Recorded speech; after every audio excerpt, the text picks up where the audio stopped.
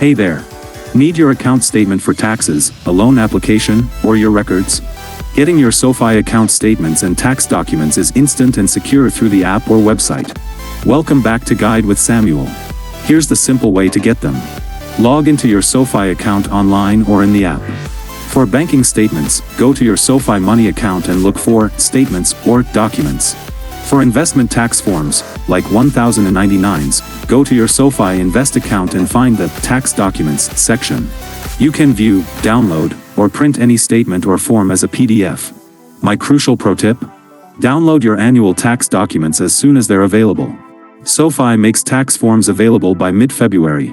Download and save your 1099s immediately with your other tax records.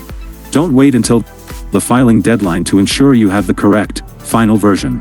That's how you maintain flawless digital records for any financial need. Do you keep digital or physical copies of your financial statements? What's your filing system? Let me know in the comments. If organization guides help you, subscribe for more. Thanks for watching. I'm Samuel, and I'll see you in the next video.